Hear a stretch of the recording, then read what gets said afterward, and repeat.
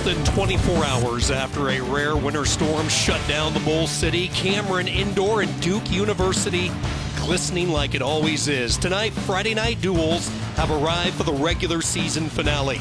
North Carolina State looks to win the outright conference title as they take on Duke. It has been a familiar sight all season. The ACC dominating the college wrestling landscape. 4 ranked teams inside the top 10. No one more impressive than the unbeaten Wolfpack, who along with Iowa represent the only 2 remaining unbeatens in all of college wrestling. Good evening, Sean Kenny alongside Rock Harrison. Great to have you with us, Rock. NC State with an opportunity to cap off what has been a remarkable season. Sure, they go unbeaten during the dual portion, but even more impressive, a chance for their 3rd consecutive ACC title. After an exciting match against Virginia Tech last week, NC State certainly has momentum. They want to come in, beat Duke, and cap off a great season. And what's been so impressive about this recent Wolfpack surge, we all know the trajectory of this conference has been on the uptick. Last year, a record-setting 37 automatic berths sent to the NCAA.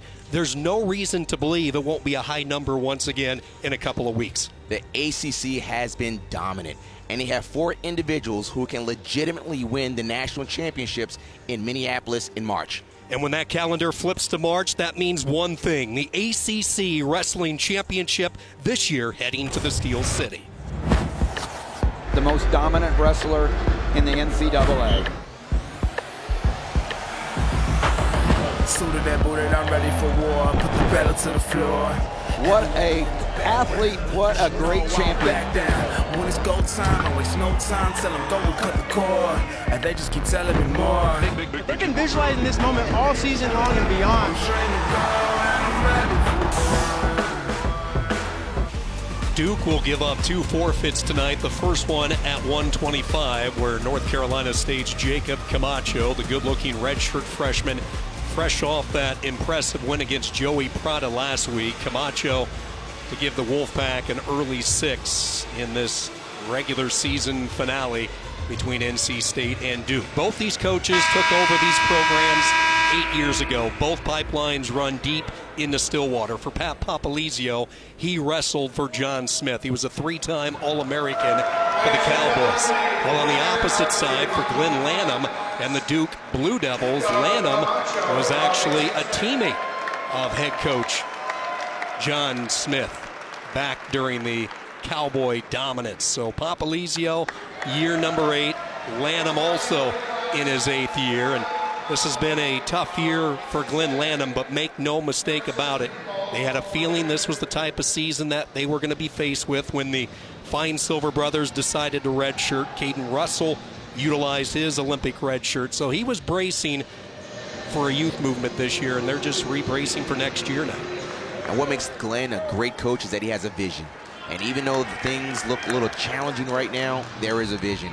And when you have someone who has a vision, people can follow.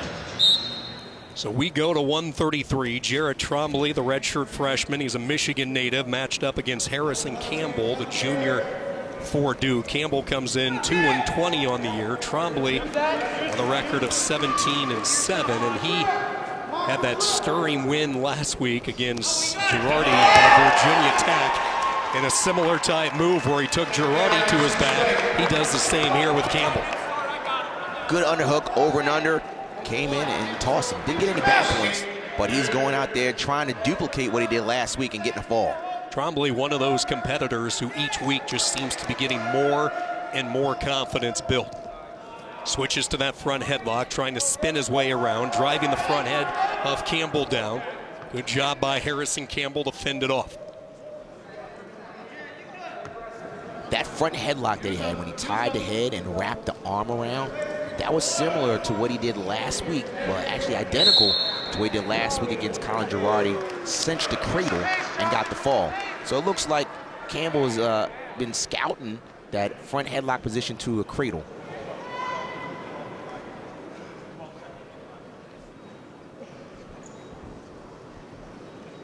Looks like we are in a delay as they try to make an adjustment to riding time. I believe they're going to add some riding time. Get the clock measured up as well. Head official tonight is Eric McGill. Scott Lindsley there by Campbell on the possible throw attempt, but Trombley stays with him. Trombley's going right back to that underhook. So he's isolating the right side of Campbell, and then he attacks that right side, looking to finish this single. In a pretty good position to do that. And Trombley goes up 4-1. Looking for a quick tilt, but Campbell able to pop back up, get his momentum back to his feet, and he's away with the escape. You know, Trombley, even though he's up, he's got to watch himself, because that's the second time that he tried to do what's called a tilt. And when he tried to tilt Campbell, Campbell was able to elevate his hips. Thought that might be two. You see the right foot drag by Campbell trying to get the two toward the edge. They'll let the wrestling continue until that foot goes out or until the competitor, in this case Trombley, was close to that scorer's table. Brick comes in as well from Glenn Lanham. And Rock, this is going to be a challenge for Duke. They want two. In that situation, there can be what's called a standing reversal. That is when the bottom wrestler gets behind the top wrestler. He doesn't necessarily have to bring him to the mat, but it looks like it could be a standing reversal. So let's see that. There was a little lateral drop here, little roll, little motion.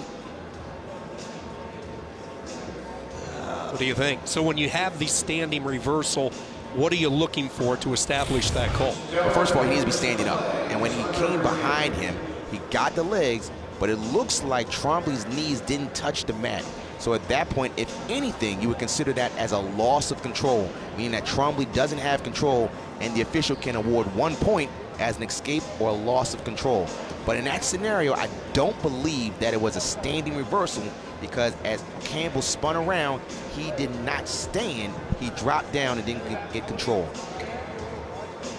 Each team is given one challenge brick to utilize throughout the course of the night. If they win the challenge, they get the brick back. If they don't win it, they lose it. We're about to find out what Eric McGill decided. Duke loses the challenge. Score remains 4-2.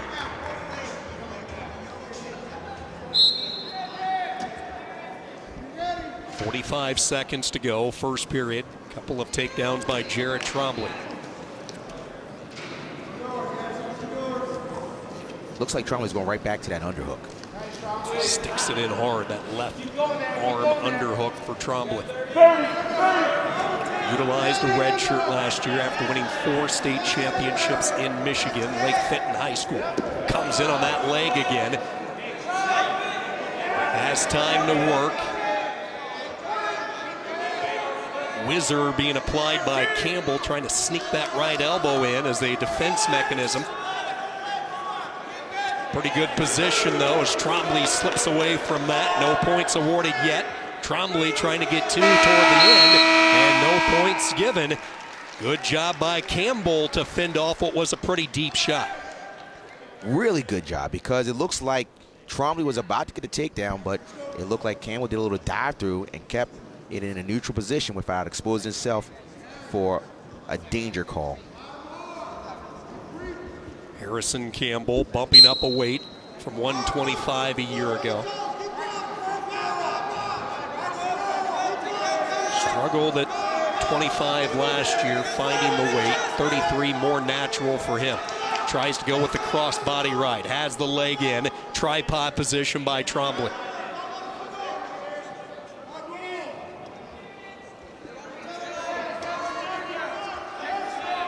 Both guys need to work here.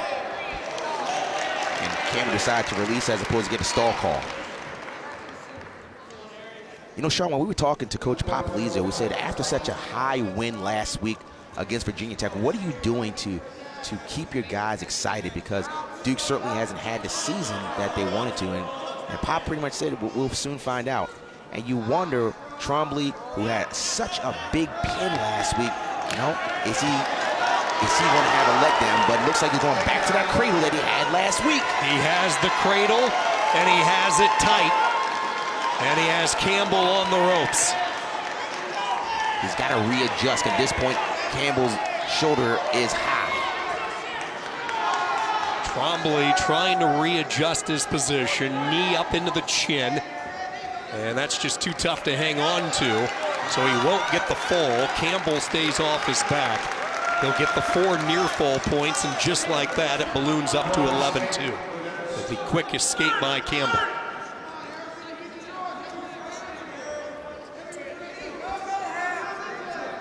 Trombley was part of the talented recruiting class. That's what Papalizio has been able to do. He has strung together strong recruiting class after strong recruiting class, and Trombley fits right in that bill.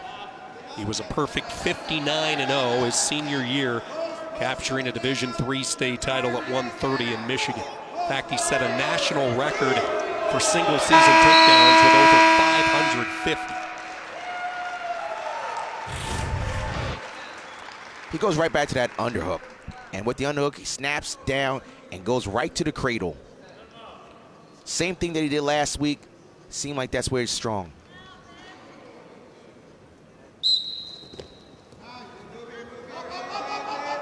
Trombley in control, 11-3. And you start thinking big picture a little bit, Rock. In a couple of weeks, we head to Pittsburgh for the championships. 133 is an area, if NC State can get some points from Trombley, that is going to be huge for what they want to do in the Steel City. You need points from everyone in every weight class. So right now, even though Trombley is dominating, he wants to ensure that he gets the bonus points, because bonus points can make the difference between first and second place, second and third. So while he has this match under control, mentally he has to realize, I have to learn to stay on top and to ensure that I get a bonus point.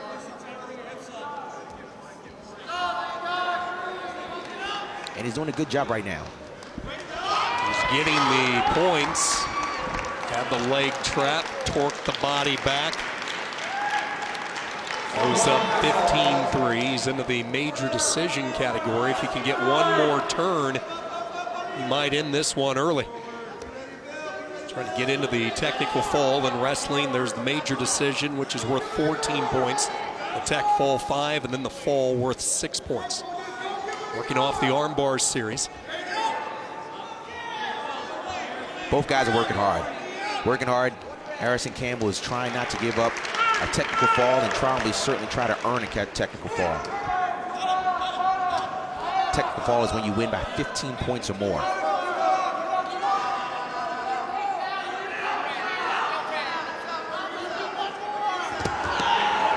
That return by Trombley into a quick tilt. He got the 1 count, but Campbell fighting to the end, able to slip away.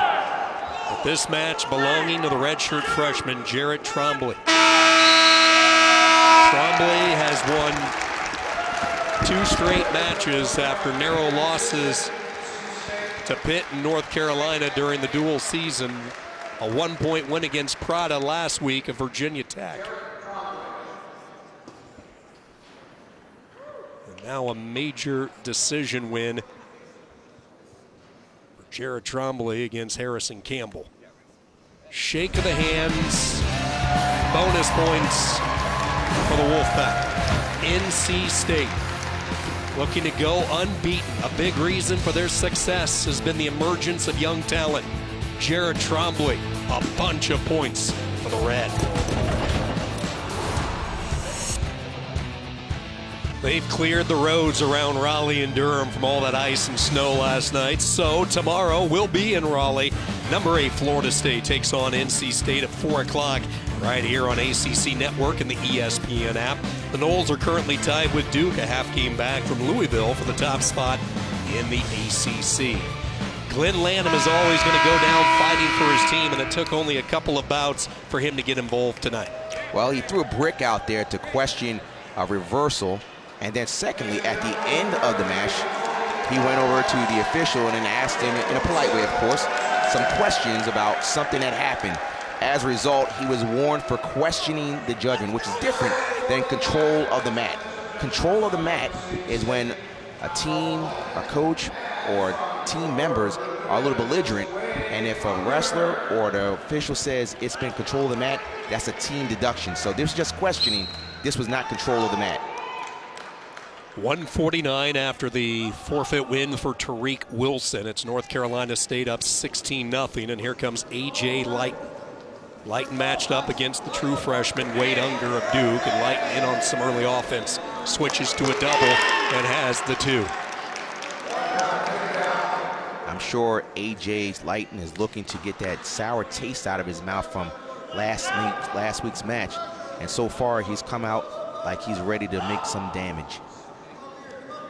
149 has been a really open competition inside that wrestling room for Pat Papalizio. Lighton and also Matt Grippy have been the 2 main athletes that he has turned to, but it appears that Lighton has the late season momentum. Trap arm, and he's getting the count.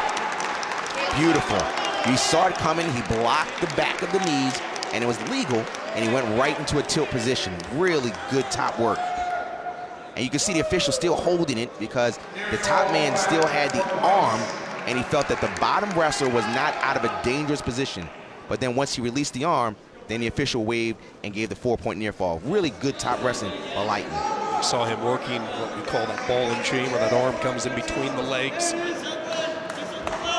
Still has wrist control, riding comfortably halfway through this first period. Looks like he's going to do a roll through tilt from here. He's going to go either the left side or just roll through to the right side. What Unger needs to do here is use his left hand to peel that hand off of his wrist. He's using that hand now more as a stabilizer to prevent the turn. But like you said, now in those instances where you don't feel that momentum of the turn coming, Lighton gives up on that idea. See him thinking of which way to go, and Unger able to get to his feet, but unable to get away.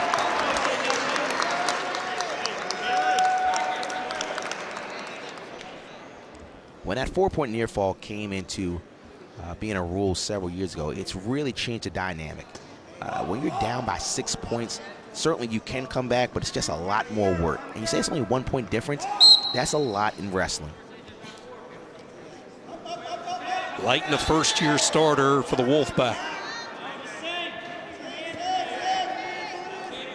Lighton's doing a good job of getting wrist control. Wrist control is when you're grabbing the wrist and the forearms. And when you can control the wrist and the forearms, you can generally control the body.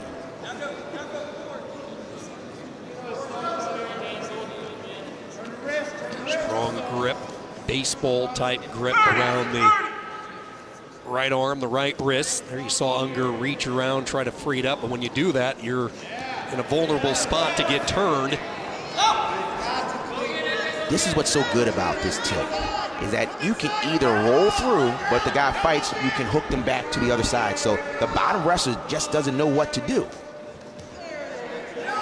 And there is the turn, and for the first time, he's going to get the count.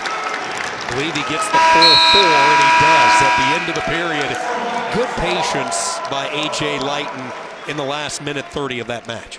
He kept wrist control, and he kept holding on to the forearm. He was just waiting to see what happens. If the guy defends one way, you go to another way. If the guy defends to the left side, you go to the right side. And you can see he's just controlling the hips, and then he did a little back trip and started to get that count. Really solid top wrestling. Tough way to go tonight for Wade Unger, but it has been a bright spot for Duke at 49. He's registered the highest tournament finish. The Mountaineer invite early in the season, went 3-1 for a second place showing for this young Duke program. So much youth up and down the Blue Devil lineup, and remember, this is on the heels of Duke sending 5 NCAA qualifiers 3 times since 2015. They did it in 15 and then back-to-back in 18 and 19. So believe me, this is a blimp on the radar for Duke wrestling here in 2020. You know what? When there's someone on a team that has success with a move or a series, you start to see other team members adopt that. And we're seeing it with the underhook. We all know that the Hidley brothers like the underhooks. But when we looked at 133, we also saw that Trumley was forcing the underhook. We just saw Lighton go to the underhook. So that's what's called team camaraderie. They want to share ideas. They see someone else doing something great, let's learn. And the Hidley brothers are good team members, and I'm sure they've talked about what makes their underhook so effective. Yeah, the Wolfpack coaches have talked about their leadership, especially Trent jumping in as a redshirt freshman and immediately catapulting to one of the team leaders. And when you watch the Hidleys and their underhooks, you don't second guess why the rest of the team wants to jump aboard. About as effective as anybody in the country for their main tie-up and setup.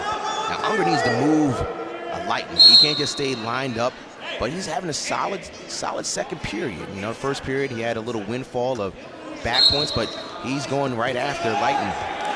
Quick start by Unger, but then the reshoot by Lighton, and he gets 2. Gave up points with short time. You never want to do that, but these things happen. You just got to rebound. Yeah, I liked his idea, but he backed off. Keep going in. You see him take that shot, and then boom, right back at it was Lighton. It's good wrestling there. Good wrestling. One wrestler shoots, the other defends, and someone came out on top. So for the first time, we get to see what Unger can do in the top positions. He goes to work, not for long, squirming his way out, and then immediately going into the attack. Lighton gets the 1.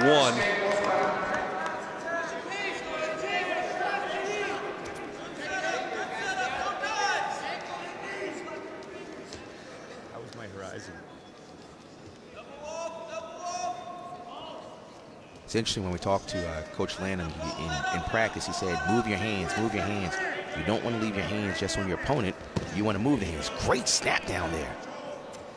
Great snap down by Lighton. He snapped Unger right down to his knees.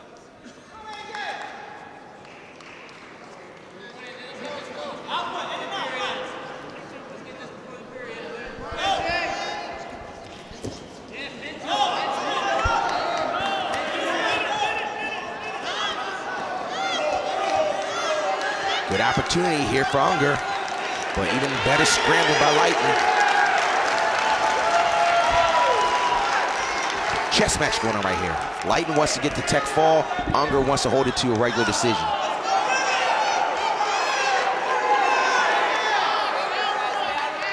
There is quite a bit of red inside Cameron Indoor. North Carolina State traveling well, and they are making some noise, wanting their young sophomore to find a way to get one more takedown. Can he get the technical fall and the 5 team points? This was going to be a sprint. Someone's going to sprint to get the takedown or defend the takedown. 20, 15 seconds left. Let's see what happens.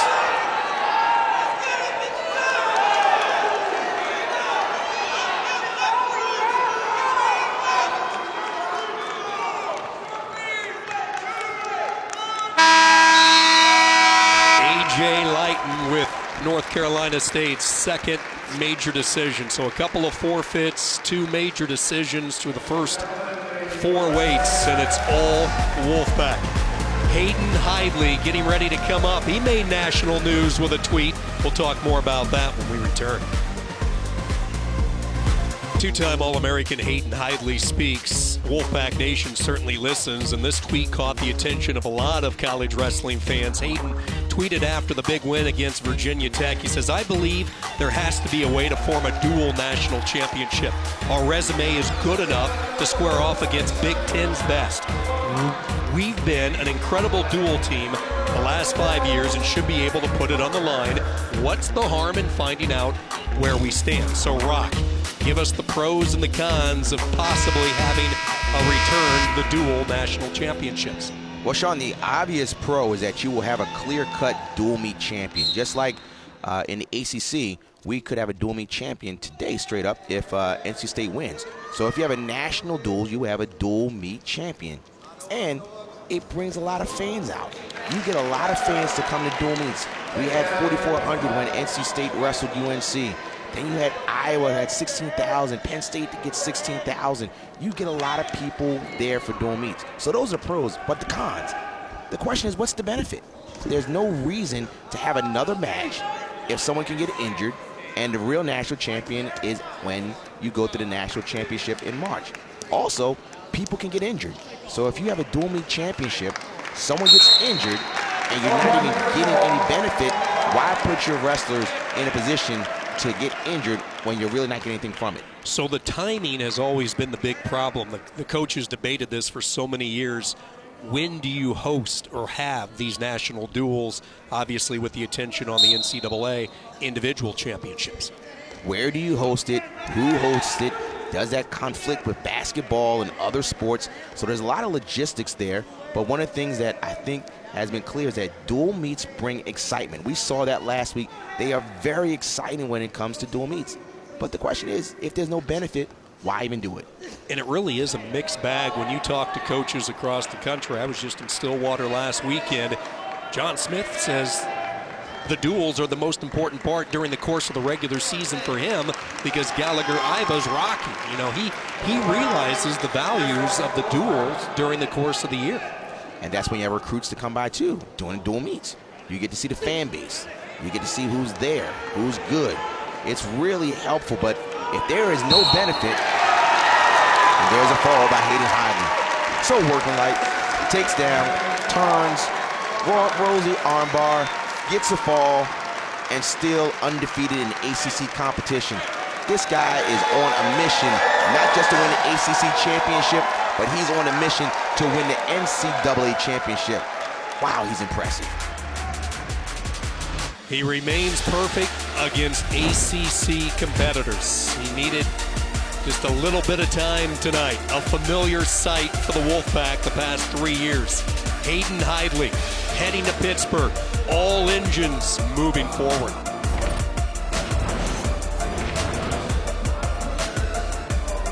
The NWCA coaches poll, always an effective gauge to see where the wrestling powers are coming from. This year, the top 10, 4 Big Ten, 4 ACC, 1 Big 12, 1 Pac-12. We were just talking, hey, what would a national duels championship look like? There's your field, Brock. And if you look at the top 8 teams, and that would be a good census because we go to quarterfinals, semifinals, and then finals, and then we can just see who is the stronger team. And something happened. Not sure, but we're saying that, you know, if we have a national duels, we would just have it like a quarterfinals, then semifinals. You could perhaps do it the quarters and the semis on one day, and then the finals the very next day, or a Friday, Saturday window. There's so many more logistics to it, but at least people are talking. Yeah, it's good conversation. All right, Duke at 165. Ben Anderson is starting to get the Ben Anderson momentum we saw late last year for Duke. He was one of the 5 Blue Devil NCAA qualifiers. He's as strong as an ox. He is a big, strong guy. When he's wrestling with confidence, and I think more importantly, when he's healthy, he is dangerous. And that's what Glenn Lanham is hoping that these next 2 weeks will produce another qualifying performance. Anderson had a huge win last week in the duel against Virginia. Duke actually won 3 matches against the Cavaliers, and Anderson was one of them with a fall over Cam Coy. Brock, you know as well as anybody, Coy, very talented. So that's a nice win by Anderson. Nice win, and not just a win, but when you pin someone on a collegiate level, that's very impressive. You pin someone that's a multiple-time, 3-time Pennsylvania State champion and a national qualifier, that's going to get some momentum going in your direction as you get closer to the postseason.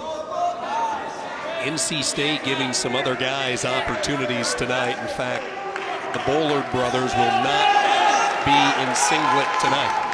This is Matt Fields in on the shot. Coming over the top is Anderson, trying to grab the near side ankle, and into the waterfall he goes. Let's see how this scramble ends up.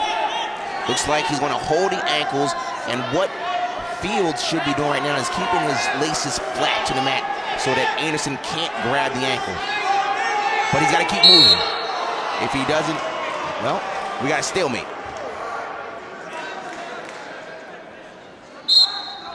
Matt Fields is a redshirt freshman, 12-9 this year, Brunswick, Ohio. In there for Thomas Bowler, the 2-time NCAA qualifier. Both guys have had good shots so far.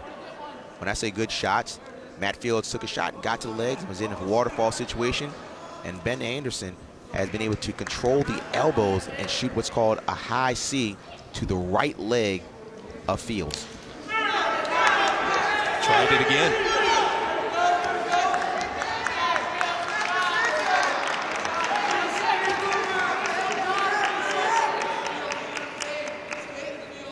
The injury history of Ben Anderson and what he has had to come through despite a young age. He's only a sophomore, but he's went through 4 knee surgeries throughout his young career, trying to keep up on the conditioning and the training. He was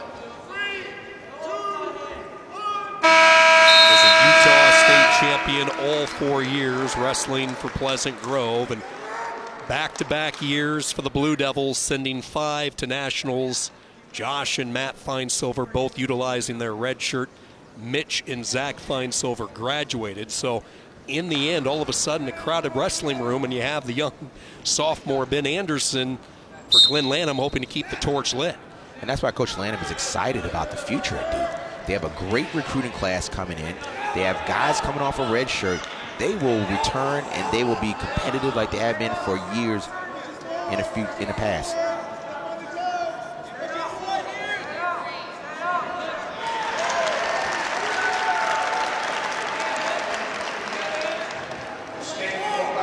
So Sean, both of these guys have shown offense in the first period. They just haven't been able to finish. High crotch, switch to a double by Anderson, and for the first time tonight, Duke has a lead in a match. That was smooth.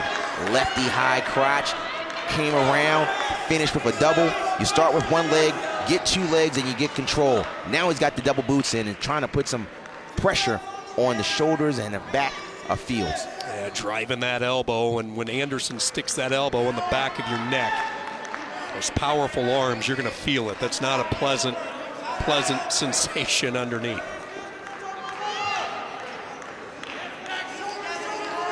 What would you like to see Anderson do in this top position winding down the period? Well, he's got to keep moving, because if you don't move, the official may say no one can improve, and it could be a stalemate situation. But right now, he's moving. He's trying to get wrist control, getting on one side to the other. So he's doing enough to stay effective and accumulate the riding time.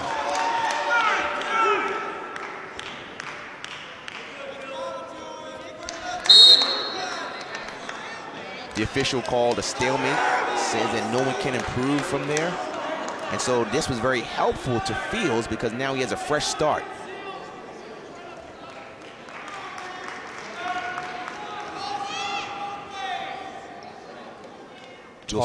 Go ahead, Rock. You'll see that stalemates, although it says that no guy or no individual is improving, but in many instances, a stalemate can be very advantageous to one of the wrestlers. And just like that, Fields is back into a fight with the legs.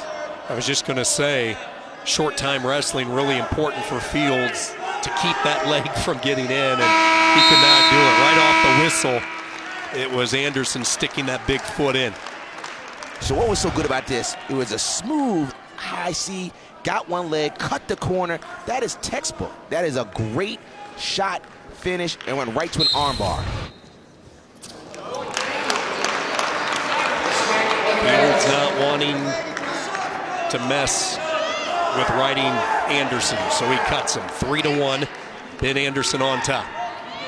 Now Fields has got to pick it up a little bit because of riding time. Riding time means that an extra point is given to the individual that has more than 1 minute of control. That's that green rectangle at the bottom.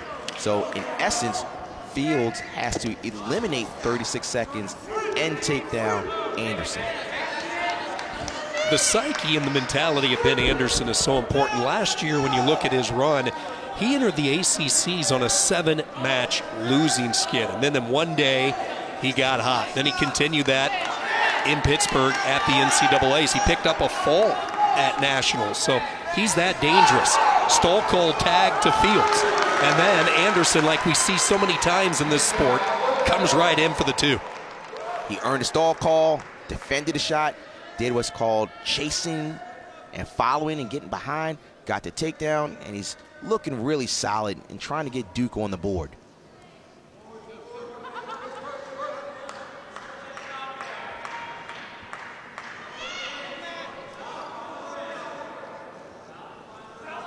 Doing enough, just popping from side to side, controlling the wrist, looking at, I mean, look at this, moving from one side to the next side. Has a claw on the left side, and then he pops to the other side. This is just good, solid control wrestling.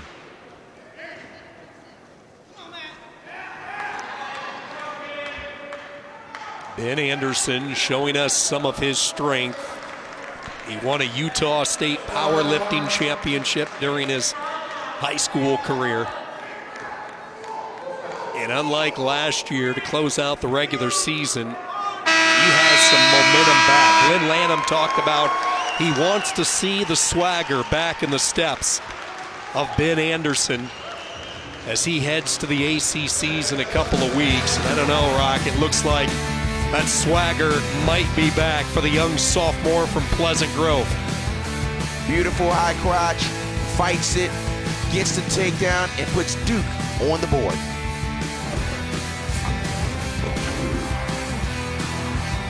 All Access with Carolina basketball continues Monday at 8 p.m. right here on ACC Network and the ESPN app. Your All Access Pass delivers never-before-seen sights and sounds from UNC practices, workouts, games, and other team-related activities. Few signatures on that old ball cap, and there's been some good ones to go through the NC State wrestling room over the past 8 years since Pat Papalizio took over this program and has just lit a fire in Raleigh for the sport of wrestling. Quick 2-on-1 being executed momentarily there by Tyler Barnes. Barnes in there for Daniel Bullard, who's been given the night off. Mason Eaglin nearly blew a tire as he went down, but he recovered quickly. Look at the attack by Barnes, constantly on the hunt. Barnes elevates that leg. No points yet. And that should be 2. No, out of bounds they go. Wow. So, Rock, why no 2 there? And here comes the challenge from Papalizio. Good challenge. Good challenge. That's a good challenge. I'll say that's a good challenge. But what was even more impressive was Barnes. You talk about chain wrestling. He went from one to the next, tried to finish. That was good wrestling. So here it is. He got a high C. He starts to lower the leg or run the pipe. Looks like he's trying to get around. And we're going to see, does his feet stay in while he has control? From that scenario, it looked like there was some type of control, but there is reaction time. The only time there is no reaction time is when it's rear standing and a hand touch. In that scenario, since his hip came to the mat, there could be reaction time. And the official may look to say, I don't think control was established because he has an opportunity to react. So now it's a judgment call. Does the official think that there was a reaction time because it wasn't a hand touch scenario? So a lot to look at and digest for the two officials, and they have reached their decision.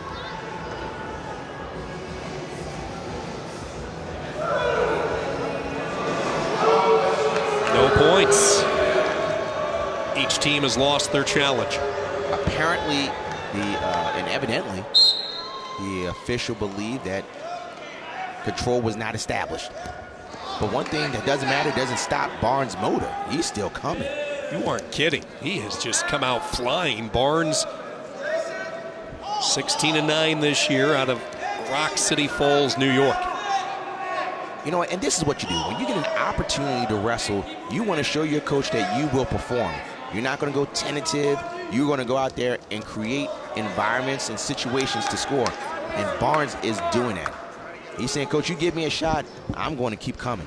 He was a highly decorated wrestler. The Northeast has been a steady area for Pat Papalizio. Remember, he was the Binghamton head coach, and he built a lot of connections in that neighborhood. And one of those was Barnes, as we talked about, the New York State product.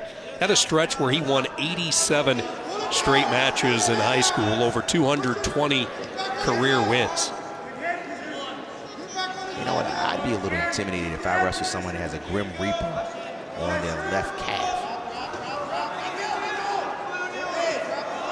Be a little spooky. Looks like Mason Eaglin has weathered the storm, and we've been talking so much Barnes because he's been on the offensive again, that Russian tie. Eaglin able to break away from it, but Mason Eaglin has been the leader, the most consistent wrestler without a doubt this year from start to finish for the Blue Devils, and he's only a freshman. Redshirt freshman from Port Orchard. Sound familiar? It's the same city Connor Hartman grew up in. Hartman, one of the more decorated Duke wrestlers in the history of the program. Action toward the edge, and out of bounds they go. Looks like Barnes to slow down a little bit. Either he's realizing he has to be more deliberate in his attacks, or he's getting tired. And to your point, it looks like Eaglin has weathered the storm. He's starting to get control, staying in the center of the mat.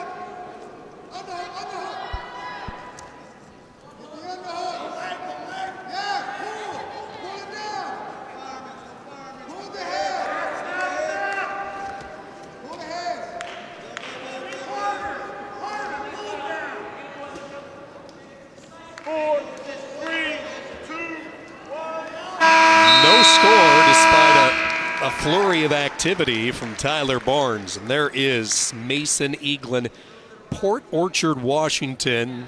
Connor Hartman, Duke's most decorated wrestler. He was a 4-time NCAA qualifier, a 3-time All-American, and the Eaglin family obviously following Connor, and Hartman had nothing but high praise about wrestling in the Duke singlet. So we actually will see a couple of city connections, Port Orchard, Washington, and then coming up at 84 with Kai Blake. He's from Greenwood Village. That's the home of the 4 Fine Silvers. It's pretty common, Rock. You have a positive experience with a wrestler from a city, word spreads, and all of a sudden, before you know it, you have a steady stream of athletes coming to your program. Not just for the schools, but also families. When someone has a positive experience, family or just at a school, they talk. And you want people talking about positive experiences at your school. And obviously Duke and NC State has benefited with positive experiences with wrestlers from the same school and from the same family. 1-0 Eaglin with the escape in this period. Halfway through second period, Wolfpack in control in the team score. Upper right-hand corner, 26-3. And it seemed like Eaglin has gotten back to where he's feeling out how he wants to control the match. And Barnes has not shot nowhere near as much as he did in the first 2 minutes in the first period.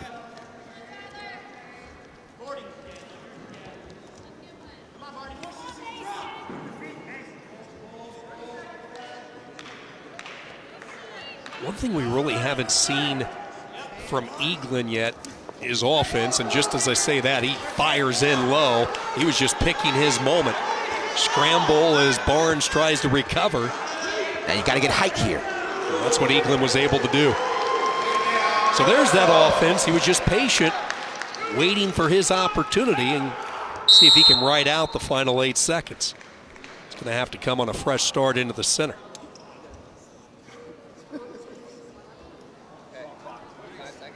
Not sure what happened here. I didn't see a signal from the official.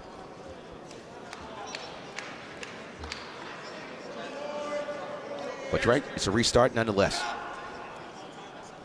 And that's a good whistle if you're Tyler Barnes. You want that fresh start. I think you might have to add a couple more seconds to the clock as well. That's probably why I didn't see a signal, because there's something with the clock, and they're trying to straighten it out.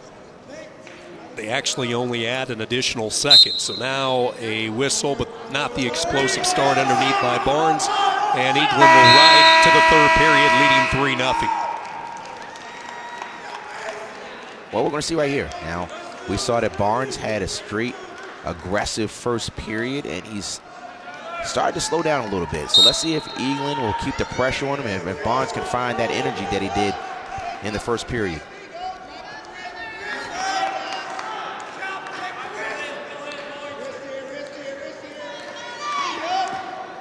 And we want to pay attention to the riding time.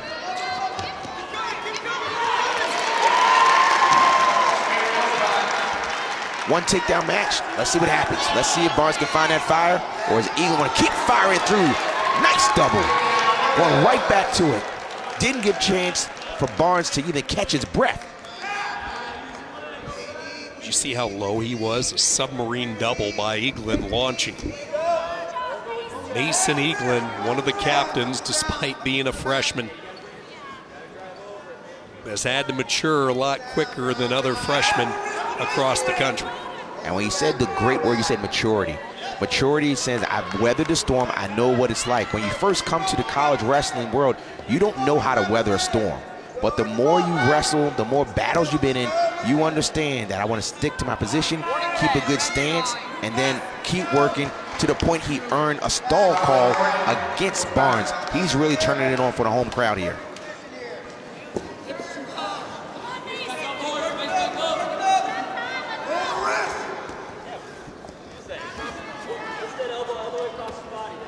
Conversation with Glenn Lanham earlier this year. We talked about the similarities. We talked Port Orchard and the home of Connor Hartman. We said, well, what are these two like on the mat, off the mat? Do they have similar personalities? And he says, yeah, you know, they really do. Both very even-keeled, nothing affects. Talking Connor Hartman and Mason Eaglin, very grounded.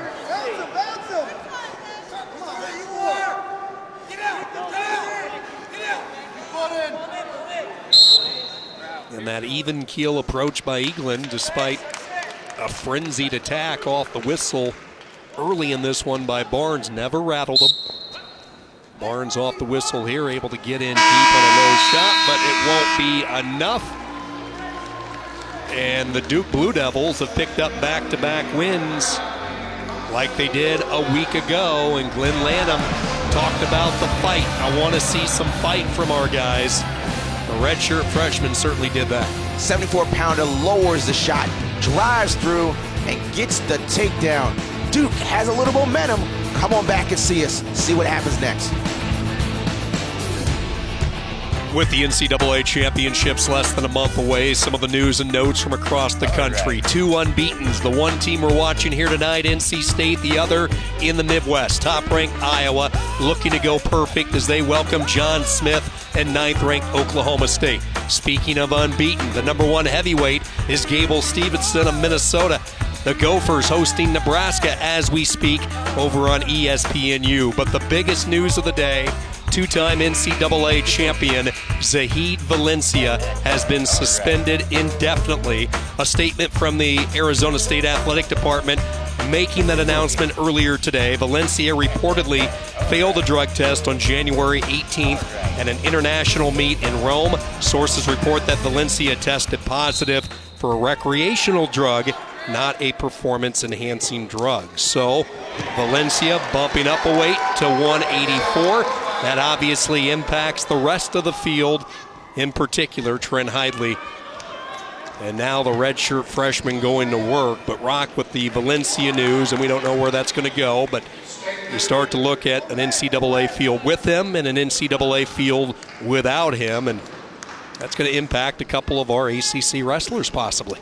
Well, you have the consensus number 2 in Hunter Bolin from Virginia Tech, and then your number 3 ranked Trent Hidley. It certainly opens up what they believe is an opportunity not just to get to the finals, but now to really win, because Zahid Valencia was a presumptive national champion. Everybody believed that he was going to win the national championship, but at this point, it could be a position where these guys have an opportunity not just to get to the finals, but without Zahid, it increases their chances to possibly win the national championship. We'll see. What'd you take away from the Hidley Virginia Tech match, Bolin, last week? Bolin winning by a score of 3-1. What did you notice from Hidley, and what is he going to have to change up if those two meet in Pittsburgh at the ACC championships? He has to take a page from his brother's book and diversify his attack, because he continued to try and get the underhook, and it just, Hunter Bolin just stayed so solid, so composed, he just couldn't get his offense going. So now, if he wants to, got him on his back, and he's getting a swipe. So we're saying that he's got to diversify the offense, because the more you wrestle, the more film is out against you. And so when guys can see that this is what you do, your tendencies, they'll scout you, and then they'll defend it. And so you have to keep evolving as a performer. And that's what he has to do. He can win. He just has to make sure he creates other ways of scoring besides the underhook.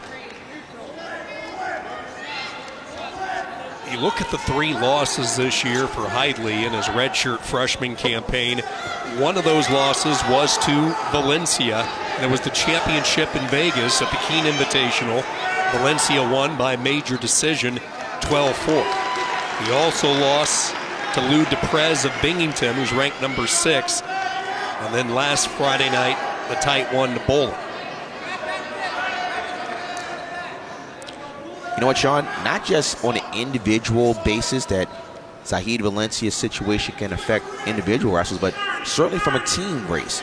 Because Arizona State ranked 5th in the country, and they certainly have the power and potential to get a trophy, which is top 4. But if they don't have a point getter like Zahid Valencia, then teams like NC State, UNC, Virginia Tech, and even Pittsburgh could have a great showing and then get to the point where they have a trophy. So it's not on an individual basis, but also on a team race as well. Yeah, what a job this year in the desert by Zeke Jones. I think a lot of people knew that this was the year Jones had put together, hoping to give the Sun Devils a chance at coming away with a team trophy. The top 5 in this weight: Valencia, Bolin, Hidley, Lujan of UNI, and then there is Deprez of Binghamton.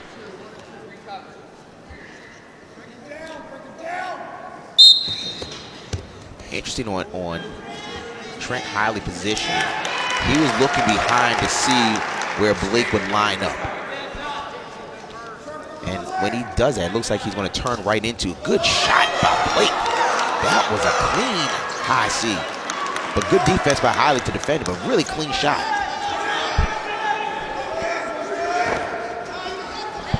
Hidley comes right back at him. Double-digit points already early in this second period. Looking to do more as a freestyle turn here. Hooking the ankle. And looking for perhaps a bow.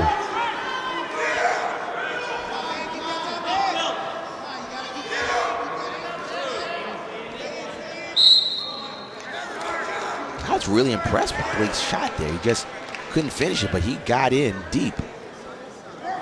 Kai Blake is a true freshman, Greenwood Village, Colorado. Yes, Cherry Creek High School, the home of the Fine Silvers. And this is a weight that normally would be occupied by Caden Russell. Hidley getting the 4 points. Once this is broken, that'll push it up to a tech fall. And there it is. Very business-like performance by Trent Hidley, and the Wolfpack fans showing their appreciation.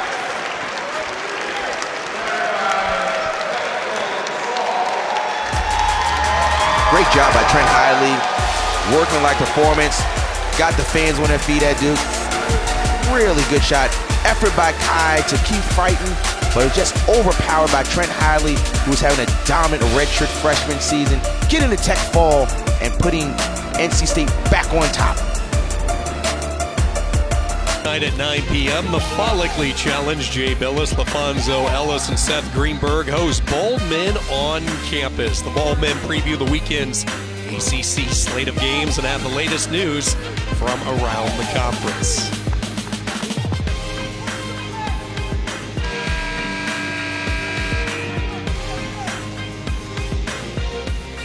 A lot of eyes on the Wolfpack as NC State continues to rotate some new names in. At 197, it is Jacob Ferreira. He's a sophomore, Mount Kisco, New York. Transfer from Bucknell. This is his first year in Raleigh. A weight class that NC State was originally thinking it was going to be Nick Reenan. Reenan, the 2-time NCAA qualifier, but it just hasn't been Reenan's season. And he has been banged up, which really has been an issue with Nick. When he's healthy, he's as good as they come in the ACC at this weight, but he just has not been able to get healthy this year. And so, as a result, the Wolfpack looking at a couple of options, Tyree Houghton or Jacob Ferreira, and it looks like it is going to be Houghton who gets the nod. We thought maybe Ferreira, but as we look down there, it is Houghton. So Tyree Houghton at 10-8, lost by fall in 18 seconds a week ago to Stanley Smeltzer. Houghton gets the nod, the sophomore from Weddington. Let's just see how he responds. A very disheartening loss last week. But wrestling's one of the sports you got to have a short memory, and keep working. Look at North Carolina State and what they're in a position to do. They are looking to complete their first ever undefeated season in school history. And, you know, it's not even the best start in program history. They went 21-0 back in 2015-16, but in the final weekend of the year, they lost to Virginia Tech and then beat fifth-ranked Missouri. 2 for Duke as Vincent Baker fires the opening salvo. Another clean high seal, or what people call a high crotch. And you saw that 84, now you're seeing it 97. Looks like that's something that they work on in the upper weights. Baker, a highly decorated wrestler from the state of Georgia. What makes Vincent Baker at least intriguing to me on paper, he was a Triple Crown winner in the state of Georgia, showing off his versatility. One of 2 Georgia wrestlers to capture the Triple Crown. And we talk Triple Crown, you're talking the 3 styles of wrestling, not just the folk style, which is utilized at college, but also the international side with both freestyle and Greco-Roman. And each style has ways to make you a better wrestler. When you look at folk style wrestling, it's all about control. When you think about Greco, it's about using your hips and upper bodies. And in freestyle, you want to understand positioning. You put those elements together, you're going to have a well-diversified wrestler. That's why summer wrestling is so important, because it teaches you those things that you don't necessarily see and do too much in folk style.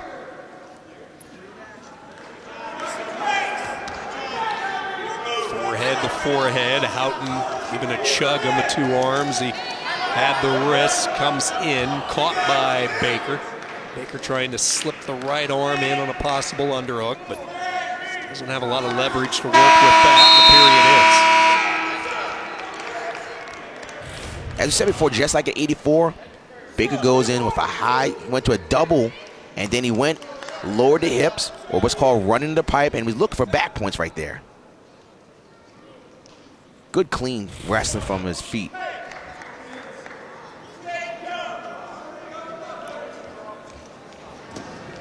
A little bit of blood, that means some time to talk. Glenn Lanham working with his guy while Houghton gets patched up.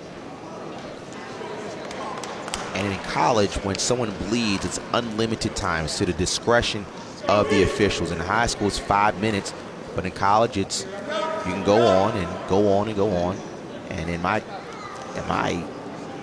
years of watching wrestling, I've never seen a match stop and someone not being able to continue because of blood on a college level. Baker working hard underneath. He's trying to get the switch for the reversal if he can clear his left leg, and he just keeps circling for 2. Nicely done by Vincent Baker. Really good job. He went to a switch, and then he lifted the leg and kept scooting around to get the reversal. 4-1. Good start to the second period for Baker. Baker, with the success he had in high school that we talked about, he was recruited by a number of schools, Princeton, Purdue, Navy, all showing interest.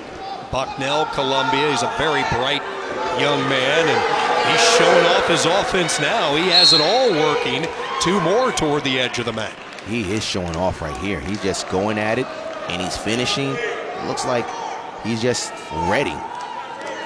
Regardless of the score, down 31-6, doesn't matter. And that's what's so great about wrestling. Even though it's a team sport, it's so much an individual sport. So your team may not be doing what you want them to do, but that doesn't mean that you can't wrestle hard and continue to compete at the best level. Houghton's going to have to show what he's made of. He does not have any momentum on his side right now. Baker with a 6-3 lead, approaching the halfway point of this second period.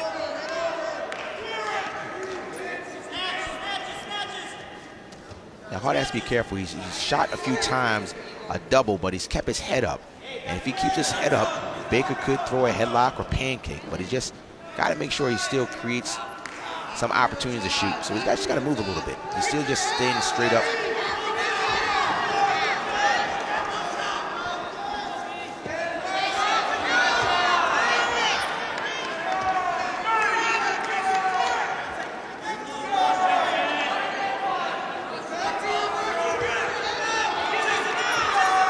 trying to stuff the head. Baker working hard to make sure his neck and head stay clear. Not allowing Houghton to get into that tie-up or setup that he wants.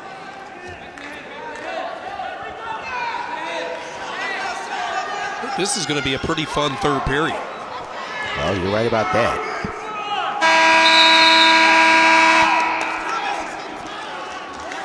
I don't know, Rock. It just looked like Houghton discovered something late there. His energy level, his feet movement, just seemed like he was a little bit of a different wrestler than what we saw for the first 4 minutes. And that's why you have a situation where guys can wrestle 3 people. Ooh, a little high. Well, that was a free roller coaster ride for Vincent Baker. Went right down the back, and then Baker comes in, leading 6-4.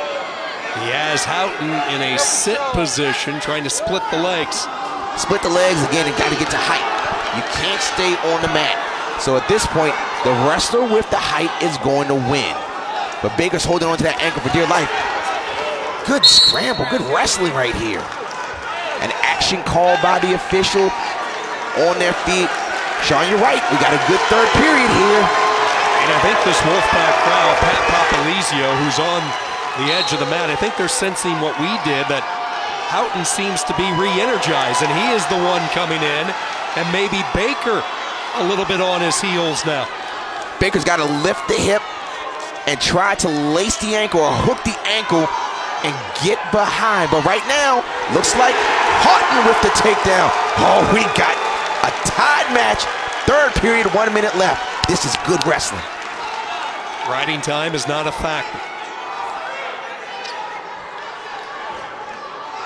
And it will not be a factor as you look at Baker's time dwindle down. So advantage Vincent Baker here. He can be thinking underneath. Escape, escape. I need that one. He's up to his feet. Mat return delivered by the Wolfpack sophomore. It is important that Baker do something because right now, Houghton has momentum. If he keeps him down, we're going to overtime. And overtime, you want momentum. Does the true freshman have enough in the tank to get away? And he does. So now it's NC State. They need to. Quick switch toward the edge. Baker in a pretty good position back. And that right foot popped out. Oh, wow. We go back to the center with 4 seconds to go. 4 seconds left. The referee's got to get in position because we don't want what's called a rolling star jumping the whistle. And Duke wins another.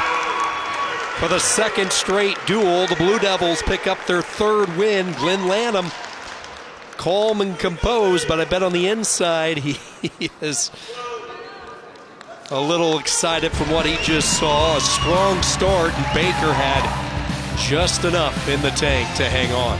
And that's what Coach wants. He says, give me the fight. Fight. I know we have a tough season, but keep fighting. And Baker fought and won.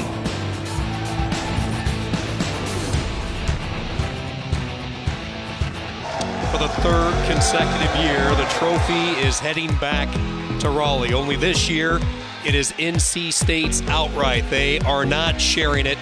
North Carolina State, champions of the regular season, Pat Papalizio, will look now to capture the ACC championship in a couple of weeks. On March 8th, we'll have all the matches. First round on ACC Network Extra, the semis, consolation semis, and then the consolation finals. And we're on the ACC Network primetime for the championship. It's going to be a lot of fun. Steel City's fired up to host once again. Last time we were there, 2015, inside the Peterson Events Center. That's the year Steve Garland and Virginia brought home the ACC title. It's a second season you know about, Rock. You competed in this conference. You put the regular season behind you and you take it up a couple of notches once the ACCs get here. And in 2015, when Virginia won in Pittsburgh, they weren't supposed to. So even though we're talking about NC State and Virginia Tech and UNC as the favorites, you just don't know what's going to happen when it's tournament time. And perhaps Pittsburgh can sneak in there. They have the home crowd, and they can make it a very competitive tournament. So you got to watch. You got to watch. Speaking of, when you look at talking about guys that have emerged this year and really came out of nowhere, I think NC State's heavyweight Deontay Wilson will be one of those guys right now. The sophomore out of Amityville, New York, has been the hero the last couple of weeks. He beat Andrew Gunning in a seal-it win against North Carolina a couple of weeks ago. Last week, he's become a crowd favorite. He beat Borst of Virginia Tech. It was a late takedown in the third period. And a weight class for NC State that started with Gwizdowski a few years back, Nick Gwizdowski, who followed his coach Papalizio to Raleigh and proved that you can win a national championship at NC State. In the heavyweight division and really the upper weights with what Machiavello was able to do a couple of years, that has been a mainstay. And one of the things that NC State does well, they're able to take guys that aren't the blue chippers, but that are solid wrestlers, and develop them into very good wrestlers. And we're seeing a progression of that happen with Deontay Wilson.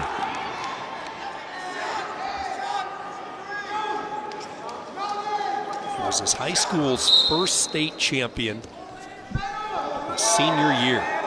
Amityville Memorial, State, New York. I'm sure NC State, they're excited. They have 2 more years of this guy, Deontay Wilson. He's doing well. And don't you think he's going to fill out in the upper half as he gets older? Look at his legs. They are tree trunks. He's moving forward, and he just earned a stall call.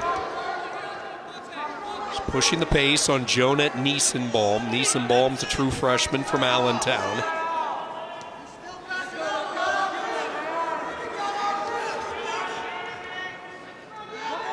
We talk about the new era of the heavyweight. Athletic, quick, dynamic. Niesenbaum starred on the high school hockey team. He was the captain and most valuable player. I don't know about you, but I see this guy coming at me when I'm near the glass looking to finish off a check. I'm bailing. That's a scary thought right there. You're right about that. That's a big hockey player. Might not have the height of a Zdeno Chara, but he has the bulk. And he goes into position on top. This Duke heavyweight slot has been interesting. Ben Fry was a dual sport participant. He decided to come out. Glenn Lanham had been talking to him. Fry was looking good. Plays football in the fall, coming off a knee injury a couple of years ago, but then he got injured a couple of weeks back. You saw the wrestle off with Niesenbaum and Fry earlier in the Duke wrestling room a couple weeks back. But another area that they'll be looking to seize up next season. Niesenbaum has to fire off a shot. If not, he already has 1 stall call against him, and all he needs to do is just take a little half shot to at least look like you're attempting some offense. Because right now, it looks like Wilson is the one that's controlling the center of the mat.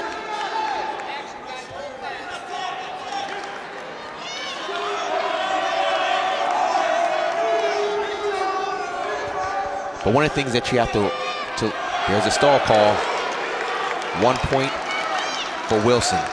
And he's just showing the aggression.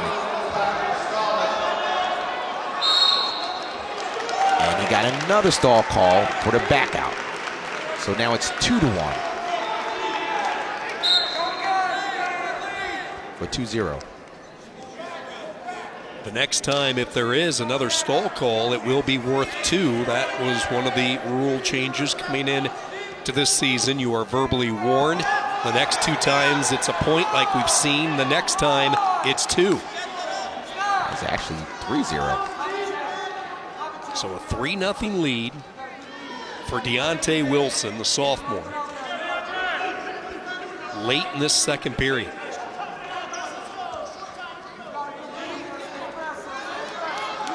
And the common denominator watching him, as he comes in on that double, let's see if he can finish near the edge.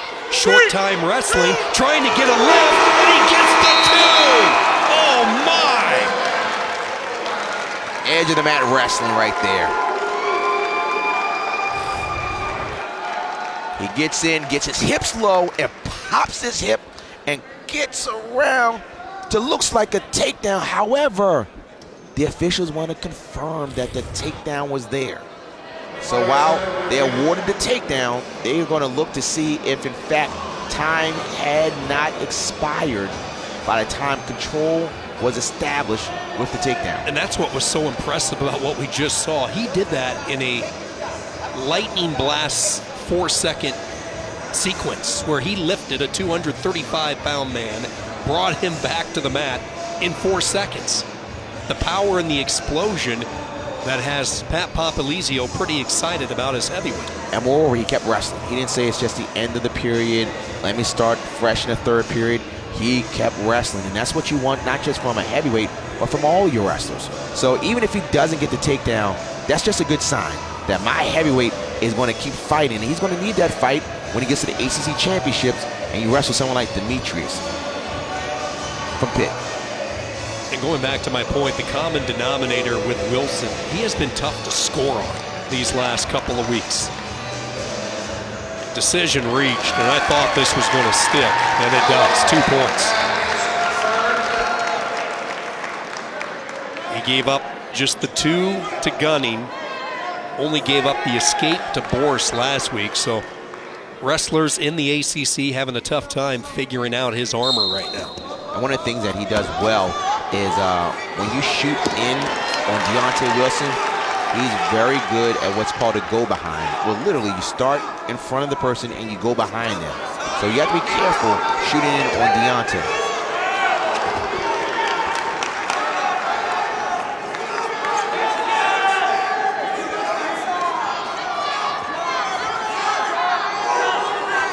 And Wilson is moving well.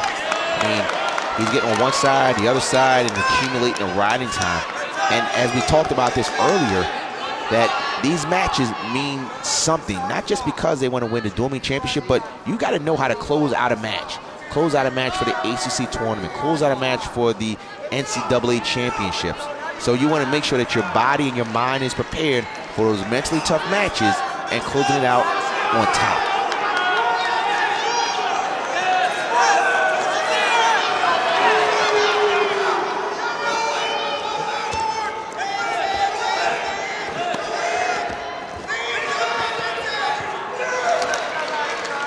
Eastbaum gets the escape.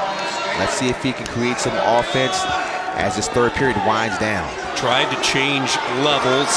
Wilson says, I'm not falling for that. And he's just going to patiently curl his way around to the corner and get the 2. That's what we were talking about before, the go behind. There was a shot by Duke, and then Wilson went behind and got the takedown. You got to be careful shooting in on Deontay Wilson.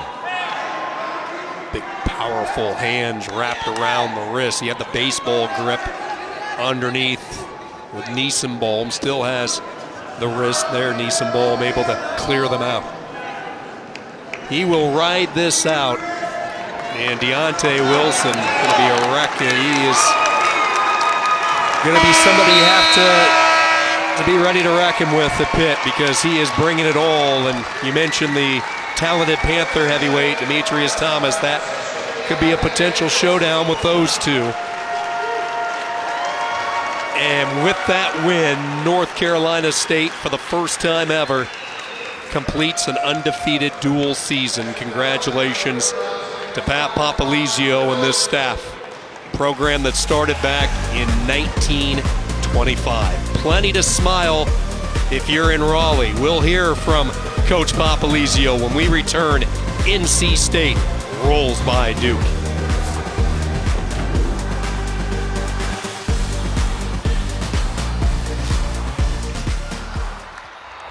Pat, I don't think he had the career he wanted.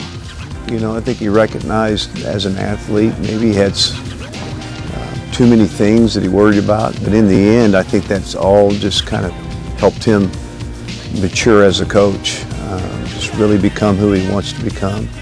But for Pat, he's done a nice job of managing what I've seen, just managing his program. you know, and he's put a lot of good people around him that's made a difference in the outcome.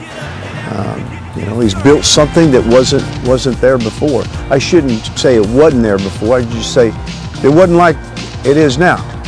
You know, it's exciting. You know, it's exciting to see his success. Exciting to see that he's fighting for recruits, and it's exciting to see that he's fighting for trophies. High praise from one of the true legends in the sport of wrestling, John Smith. He coached Pat Papalizio, and now Coach Pop, as he's referred to around Raleigh, celebrating your third consecutive ACC regular season title. What's that mean to hear your former coach talk about you in such high praise? I was going to say, I recognize that voice. It means a lot. He's obviously a big mentor to me and a lot of other athletes, and when you can be one of the best ever in this sport and, you know, had the opportunity to wrestle for Coach Smith and then now take some of the knowledge that I learned there and have a ton of respect for him and bring it back to Raleigh and implement a little bit of my mentality into the guys in our program. You know, that means tremendous to me to hear some kind words from Coach Smith. Coach Pop, this is Rock. So with the individual success that you've had and now an undefeated dual meet season, do you feel that NC State is now the torchbearer for the ACC conference? Yeah, I think we're in a great spot overall as a conference, and to, you know, obviously win out this year in dual meets, it's tough competition across the board. You know, you got a lot of ranked teams in the ACC, so hats off to all those coaches for doing a phenomenal job. But I was obviously excited to get wins in the dual meets because I think those matter. They create a fan base. Our guys take a lot of pride in getting those wins as a team.